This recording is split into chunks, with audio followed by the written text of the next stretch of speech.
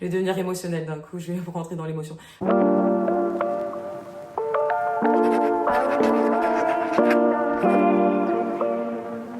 Bonjour à tous, bonsoir à tous, c'est Nelly de No Jam Nelly. Je vous retrouve aujourd'hui pour une vidéo un petit peu spéciale qui n'était pas forcément prévue, mais qui m'a un peu été imposée par l'univers, j'ai envie de dire.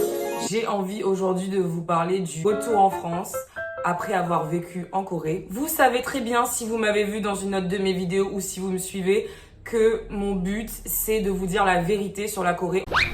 En tout cas, ma vérité, je peux pas dire que c'est une vérité universelle. J'essaie tant bien que mal d'être objective et non subjective dans mes vidéos et de parler de choses qui arrivent à plusieurs personnes et non pas qu'à moi. Je sais pas vous, mais moi j'en ai marre d'entendre cette version lisse de la Corée où on vous explique qu'en fait il est super facile de vivre en Corée, la Corée est parfaite. c'est le monde des bisounours alors que pas du tout. Are you a Care Bear? I'm an intensive care bear. Et quand je vois ce qui m'arrive, notamment en ce moment même, et ce qui arrive à mes amis, j'ai envie de vous dire ce qui va probablement vous arriver à vous-même aussi. Probablement, pas à 100%, et j'espère pas que ça vous arrivera. Faut bien, voilà, qu'il y ait des gens pour vous dire ce qui se passe vraiment, et j'espère que je vais faire partie de ces gens pendant très longtemps. Premier cas de figure dont j'ai envie de vous parler, ça va être les gens qui sont dégoûtés de la Corée. Qui décident du coup de quitter d'eux-mêmes la Corée et de revenir en France. Souvent, ce sont des personnes qui en fait ont été bercées par les K-dramas, la K-pop, qui ont idéalisé la Corée en pensant que c'était un pays parfait. Imagination. Alors que c'est un pays tout à fait normal. C'est un pays tout à fait normal avec son lot de problèmes, de discrimination. Il faut imaginer ces gens qui viennent à Paris, qui pensent que la France, c'est parfait, surtout Paris, la ville de la romance, la ville de la mode, la ville de ceci, de cela. Oui, baguette. Bisous. Qui arrivent à Paris, qui voient le métro dégueulasse, les poubelles de partout, les gens qui sont pas sympas, la météo qui est totalement nulle, et qui en fait se rendent compte, Wow!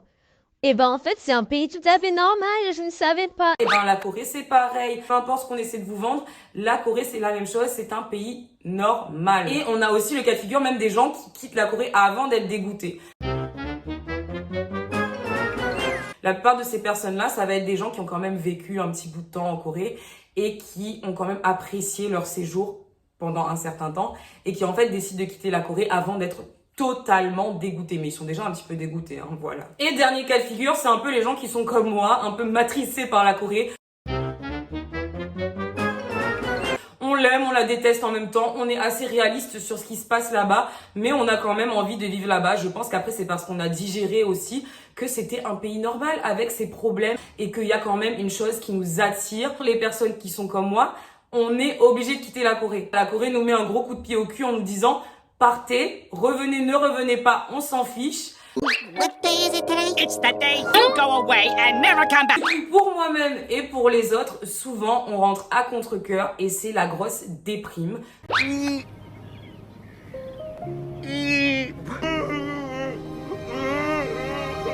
vous ai dit, je ne vais pas vous mentir, je vais vous dire la vérité. C'est la grosse déprime. On rentre souvent chez nos parents. Voilà. Je pense que j'ai même pas besoin de donner des détails là-dessus. On rentre souvent, on n'a pas forcément des amis qui nous attendent puisque nos amis sont soit restés en Corée, peuvent être dans d'autres parties de la France ou peut-être qu'il nous en reste quelques-uns mais ils sont occupés. Surtout que nous, on est partis pendant un certain temps, on n'aurait pas forcément donné de nouvelles et on rentre souvent sans plan. Notre plan, c'est de retourner là-bas. Donc, on n'a pas forcément de plan de travail, on n'a pas forcément un plan de quelque chose qui va nous tenir occupés, qui va, voilà, nous aider à traverser ce moment.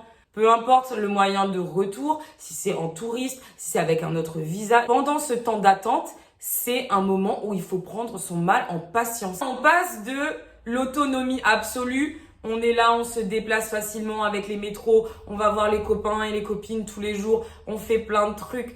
Et d'un coup, on rentre chez nous, on n'a plus d'autonomie parce qu'on vit chez ses parents. On n'a plus de perspective de carrière, on ne travaille plus, on n'a plus rien. Et clairement, on est perdu de chez perdu. Je suis perdue. Même pour vous dire, même les choses qu'on détestait en Corée nous manquent. Vous savez ce qui me manque le plus? De me brosser les dents sous la douche. Parce que en Corée, vu que toute la salle de bain, en fait, c'est une douche géante, en tout cas dans les vieux appartements et dans les petits appartements, bah en fait vous brossez les dents sous la douche. Ça c'est le truc qui me manque le plus, mais ça me fait tellement rire quand j'y pense. C'est un truc que je détestais, je me disais mais à quel moment la douche c'est en même temps la salle de bain quand on rentre pour faire pipi et les toilettes en même temps aussi. Quand on rentre pour faire pipi, tout est mouillé de partout, c'est n'importe quoi, mais ça me manque. Nourriture coréenne dont j'ai jamais été une grande fan parce que c'est épicé et que j'aime pas l'épicé, même l'épicé ça me manque. Je vous dis c'est des choses que je détestais au quotidien et qui en fait me manquent parce qu'elles ne sont plus là. En fait, moi, la chose dont j'avais vraiment envie particulièrement de parler aujourd'hui, c'est une chose que j'ai l'impression que peu de personnes racontent quand ils parlent de leur retour en France. Déjà, il y a très peu de personnes qui parlent du retour en France. La chose dont je voulais vous parler en priorité, c'est que la Corée, c'est tout un monde, c'est tout un univers. Pour ceux qui ont déjà été là-bas, ils le savent. Quand on quitte la Corée, on quitte l'univers. On n'est plus personne. Surtout si vous revenez pas. Surtout si vous n'avez pas dit aux gens « je reviens, etc. » Gna gna gna, vous n'êtes plus personne. Va commencer par tous ces gens qui vont vous unfollow petit à petit sur les réseaux sociaux. Ils vont tous vous unfollow comme si vous n'étiez plus personne. Votre contenu ne les intéresse plus. Ils n'ont plus envie de vous stocker. Ils se disent que de toute façon, vous n'allez plus revenir. Donc, pourquoi garder le contact avec vous? Et je parle bien des gens qui sont coréens en priorité. Après, il y a aussi des étrangers qui font ça. Mais la plupart des gens qui vous feront le coup, ça va être les Coréens. Ils vont vous effacer de leur vie. En fait, tout ce que vous allez faire dans votre nouvelle vie ne les intéressera pas. Et vous ne leur apporterez rien. Donc, ils vont prendre la facilité. Ils vont juste décider de vous ghoster. Puisque de toute façon, les Coréens sont des champions du monde du ghostage. Du ghostement, je ne sais pas comment on dit. Du ghost. Et du coup, ils vont juste vous ghoster forever, quoi. Il fallait que vous le sachiez. Il fallait que ça sorte un jour. Un autre aspect qui est quand même assez difficile, c'est de voir tous ces gens qui vivent leur best life, leur meilleure vie en Corée. Alors que nous, on est là, perdus.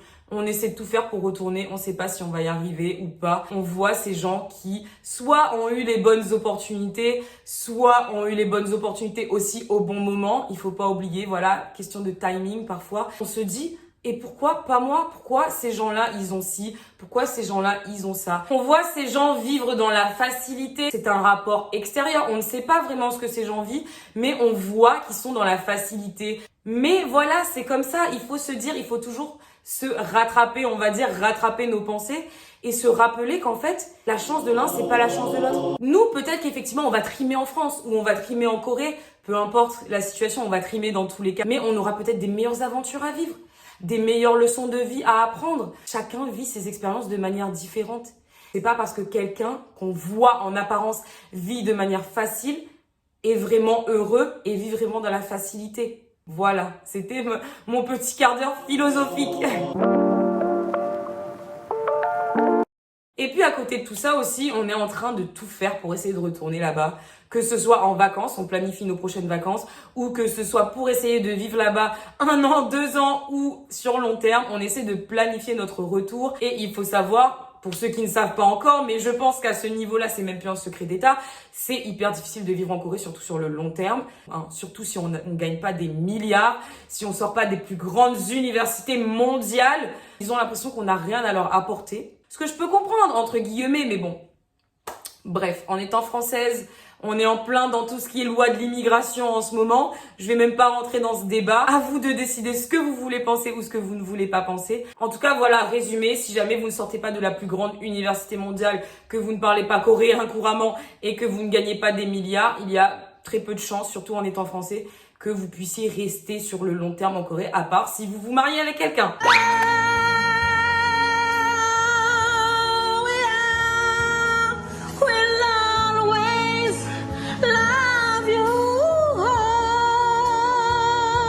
Vous avez aussi, bien évidemment, il y a des gens qui ont la possibilité d'avoir un visa travail, mais c'est assez rare, on va pas se le cacher. Du coup, je vous ai fait toutes ces mises en garde, mais maintenant, je vais aussi vous donner quelques conseils. Je vous ai fait comme un retour d'expérience, qui n'est pas, une fois de plus, mon expérience personnelle seulement, qui est aussi le résultat de ce que j'ai pu entendre venant de d'autres personnes, de mes amis, etc. ou même que j'ai pu voir en ligne. Je vois très bien les gens que je suis, que j'ai rencontrés même 1 fois, 2 fois, qui sont déprimés, qui disent « la Corée me manque », etc. Je vois très bien, je l'ai ressenti, donc je sais comment ça se passe. Au niveau des conseils, il n'y a pas de conseil sorcier, il n'y a pas de conseil ultime. Le seul conseil que je peux vous donner, c'est avant même de quitter la Corée, ayez des plans, ayez des choses. Même si ça peut être la chose la plus simple, ça peut être un projet artistique, ça peut être une résolution, même si c'est en juillet, voilà, on peut prendre des résolutions pendant toute l'année, vous savez. Arrêtez de fumer, arrêtez de boire, arrêtez... Oui, je sais, parce que la Corée, en fait, nous donne tellement de vices qu'à un moment donné, il faut arrêter toutes ces choses. Donc, je vous conseille, voilà, d'avoir quelque chose de prévu, quelque chose déjà qui vous fait tenir. Un but qui soit... vous rappelle la Corée, qui vous aide pour votre futur en Corée, ou un but qui justement vous change les idées et qui vous fait justement ne pas penser à la Corée du tout. Aussi, voilà, pour ceux qui retournent chez leurs parents comme moi, n'oubliez pas de profiter de votre famille. Ça, on le dira jamais assez. Quand on est sur place, on n'a pas forcément envie. On est là, ouais, il faut qu'on revive avec les règles de nos parents. Mais profitez. Vos parents, ils sont pas jeunes. Ils seront pas là éternellement. Donc, quand vos parents vous enquiquinent, quand vos parents vous embêtent, pensez juste que c'est temporaire déjà. Que vous n'allez pas rester dans leurs jambes jusqu'à la fin de votre vie. Et pensez juste que vos parents vous aiment et vos parents...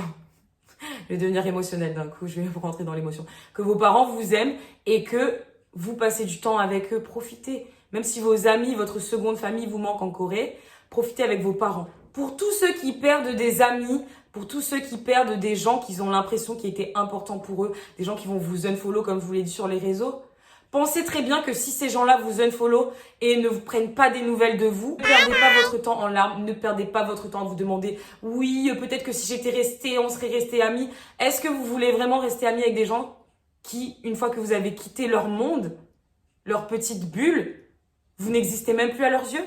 Non. Non. On n'a plus le temps avec ce type de personnes. Donc, on passe à autre chose. Et c'est pas grave, on en rencontrera d'autres. Qu'on retourne en Corée ou qu'on reste en France, on se fera d'autres amis. Peut-être des amitiés beaucoup plus fortes. Et voilà, on passe au-dessus. Et un point, c'est tout. Et surtout, j'ai envie de vous rappeler aussi. Là, je vous fais que des rappels un peu débiles. Mais c'est des choses auxquelles on ne pense pas forcément. On est là dans notre déprime. On est enfermé dans notre déprime. Donc, on oublie en fait, rappel numéro 1, que l'expérience qu'on a eue, même si ça va être une expérience d'une fois pour certains au final que vous ne retournerez jamais en Corée, c'était une expérience qu'il ne faut pas prendre pour acquise. Il y a des gens qui n'ont jamais eu cette opportunité et qui n'auront jamais cette opportunité d'aller en Corée. Rappelez-vous les bons souvenirs, rappelez-vous les belles choses que vous avez faites, les bons amis que vous avez rencontrés, même si voilà, c'est des amis qui sont perdus aujourd'hui, et ben c'est des choses que peut-être vous n'auriez jamais pu vivre dans votre vie. Donc n'oubliez pas que vous avez eu la chance de vivre en Corée et que c'est pas donné à tout le monde. Surtout, je veux donner un conseil aussi que j'ai pas forcément appris puisque moi, je suis encore dans toute cette lutte pour retourner en Corée. Pour certains d'entre vous, parce que voilà, moi aussi, ça va avec mes choix professionnels et mes choix d'avenir. Mais pour certains d'entre vous, ne ruinez pas votre futur à essayer de retourner en Corée. On en voit trop des gens qui en fait sacrifient tout leur futur. Des gens en fait qui sacrifient leur avenir professionnel juste pour aller vivre en Corée avec des visas qui ne leur apportent rien. Ni expérience, ni argent, ni rien. Il y a trop de gens comme ça. Si ça va avec votre avenir professionnel ou que vous n'avez pas d'avenir professionnel, oui, là, je vais vous dire, allez-y, tentez votre chance. C'est mon cas. Moi, c'est mon cas. Mon avenir professionnel, pour l'instant, il est un peu mort. Il est un peu au point mort. Donc, je me permets d'aller en Corée pour explorer les avenirs que je pourrais avoir. Ça va aussi avec mon projet professionnel. Mais il y a des gens, effectivement, qui vont en Corée, qui vont même se ruiner, ne vont rien avoir en retour, qui en fait juste retournent en Corée pour soi-disant vivre leur best life et ils ont rien en retour. Voyez l'image en grand. Voyez votre futur, pensez à vous aussi, à votre avenir. Ne pensez pas seulement aux 5 minutes de bonheur que vous allez vivre en Corée. En résumé, je vais juste vous rappeler que pour ne pas tomber dans la déprime ultime, juste peut-être tomber dans une petite déprime, ayez des plans, ayez des projets comme moi. Voilà, moi mon projet c'est YouTube. J'espère d'ailleurs et je vous invite à vous abonner et à liker mes vidéos. J'espère que je vous suis utile en tout cas. Ayez vos projets, vos plans, profitez de votre famille et surtout, une fois de plus, ne vivez pas dans le déni. Ne faites pas tout non plus, ne vous donnez pas corps et âme pour retourner en Corée si votre futur là-bas n'est pas assuré ou que, en tout cas, vous n'aurez pas un retour sur investissement, j'ai envie de vous dire. Et je finis cette vidéo comme d'habitude en vous disant de bien prendre soin de vous, surtout pour ceux qui sont du coup dans le retour en France. Prenez soin de votre santé physique et mentale et je vous retrouve. Bisous à vous, cœur sur vous.